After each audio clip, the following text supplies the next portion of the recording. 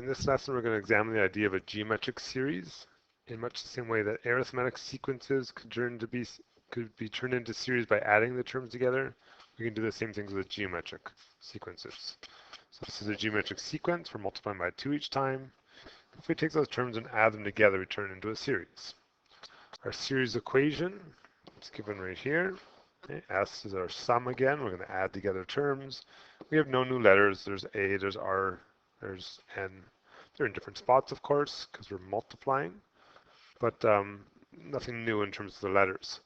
Be careful on the top of the fraction that you have brackets around R to the N minus 1. We have to do the BEDMAS stuff first. So we'll try a simple one to get started. So S12 for this sequence. So A is 3. Our ratio, we're going multiplying by 6 each time. So 6 to the 12 minus 1 over 6 minus 1. So geometric sequences can go really fast. If we put this number into our calculator, it's going to be a really big number. 2176, 782, 335 is what I got for the part inside the bracket, divided by 5. We get an answer of 1,306,069,401. So as I said, it grows really, really fast. And most geometric sequences do that. Okay, you guys can try one, pause it, see if you can figure it out. We want S9, our R value is 1/5. Sorry, A value is 1/5. R will be -1 over 25 divided by 1/5. We don't like fractions. So we write as dividing. And then we flip and multiply. We'll get -5 over 25, which is -1/5. Okay, so that's my R value, -1/5 to the 9 minus 1 over R, -1/5 minus 1. But because these are big, ugly, messy numbers, fractions, it might be helpful to change it to decimals. We'll have to be exact with our answer if we do that, but you can, if you want to, change to decimals. It's -0.2. Make sure it's in brackets to the 9. You want to apply that exponent to the sign also. Okay, now what did I get with my calculator? So on the top inside the bracket, -0.2 to the 9 minus 1 gave me, and keep all your decimals here, -1.12345 zeros, 512 over -1.2. Into my calculator, and I got a sum 3, 4, 5, 6, 5, 2. A big, ugly, messy number. And that's going to happen when you have decimals. You don't really have a choice on that. And most calculators can't handle the fraction form anyways when you get that big exponent going. Okay, do some problem solving. So find the sum of the series given by this. Now they're not telling us what n is, the number of terms, so we have to solve it. And as we do the arithmetic things, we can solve for n using our sequence equation. So our last term is 15, our first term is 960, our ratio, what are we going down by each time? Well, it's not obvious, we could take 480 and divide by 960, and R is 0.5. That's halving each time. Okay, to solve one of these, we have to use that guess and check method, which means you have to divide out the 960 first. And now we can do this in fraction form, we can do this in decimal form. I'm not really picky as long as you're exact with your decimals. On my decimal version I got 0.015625 and 0.5 to the n minus 1. Okay, guess and check, 0.5 to the what? It's going to give us that value. I get 6. So my base is the same, so my exponents are the same. We can solve this. There must be 7 terms in this sequence. Now we can go about figuring out the sum of that sequence. A is 960, R is 0.5, there are 7 terms in the sequence,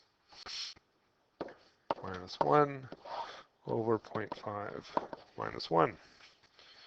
That gives me on top,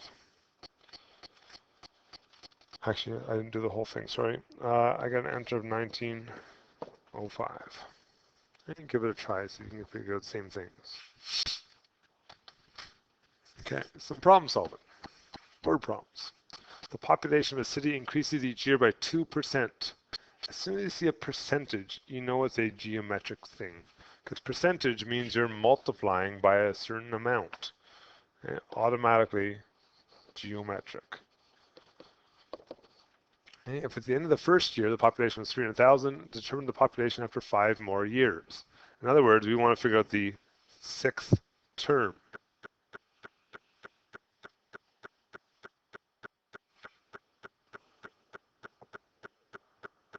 Okay, so we're going to have to do term number 6.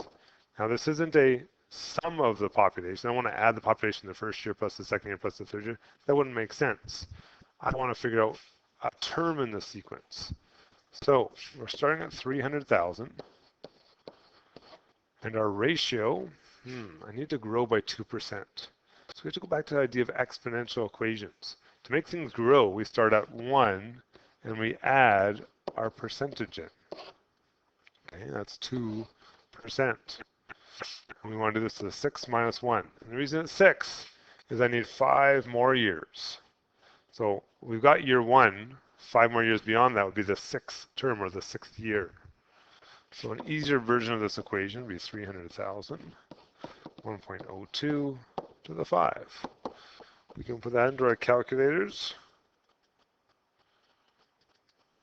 And we should get approximately 331,224 people. Okay, there's an application. We'll try another one.